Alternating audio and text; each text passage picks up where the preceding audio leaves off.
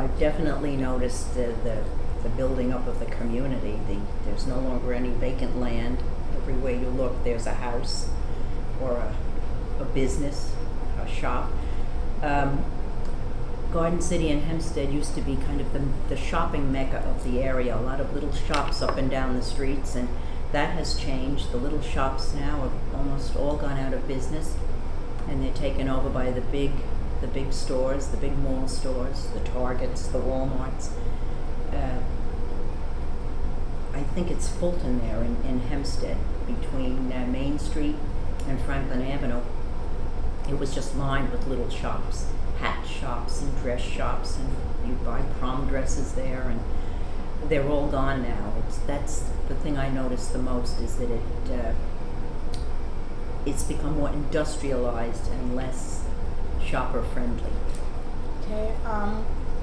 Do you have any memories of activities that you had in Hempstead or being around here? Or I know there used to be a movie theater around Well, here. there was the Calderon was on Franklin, and the Rivoli was on Main Street, and then on Fulton was the State Theater, which is now, I think it's the Services for the Blind have that area in there.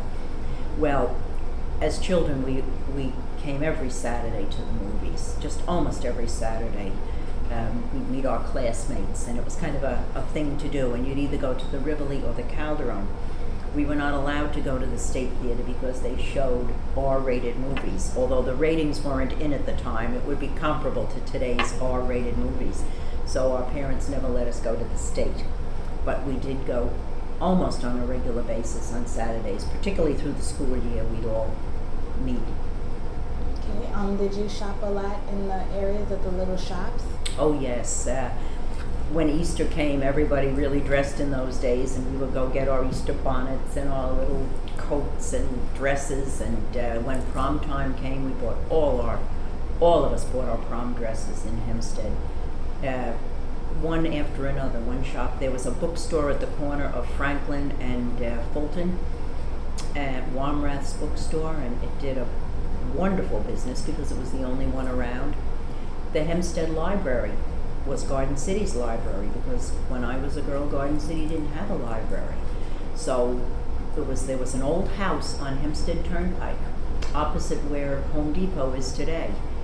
Big old house up on a little hill, and that's where we did all our library work. There no Google in those days, and so you had to go and look everything up, and so you'd always find someone you knew at the Hempstead Library.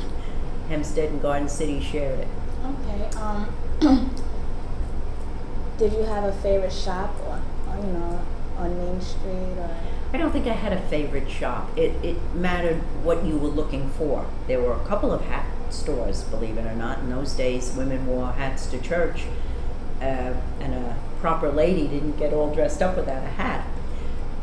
And there were a couple of hat stores there, a couple of, as I say, shops that specialized in prom dresses, and other little shoe stores.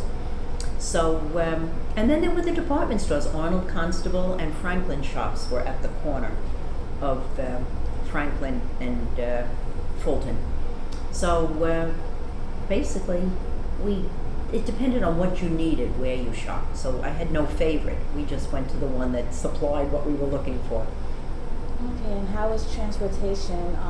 I know we have a bus terminal and a train station right next to each other now, and was it like that then, or? Yeah, the bus station was one block further south than it is now, but they had the bus terminal and they had the train station then, and so you would, in fact, I went to Sacred Heart Academy to high school, and we would take the train many times to or from Hempstead and walk.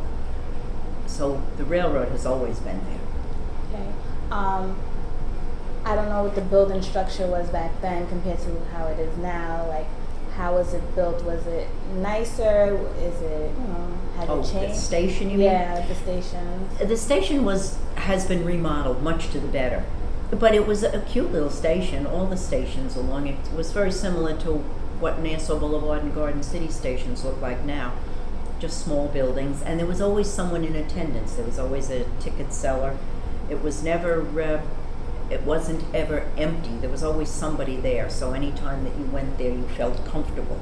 And it was in all the stations, which was kind of nice. They all had ticket sellers. Now the economy and times have changed, and so many places just don't have people anymore. You're dealing with machines, but in those days, everything was people.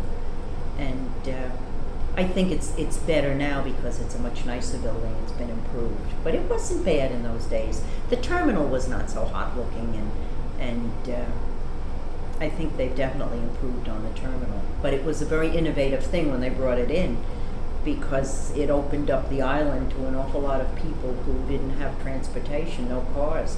So it was a good thing that they brought it in, I think.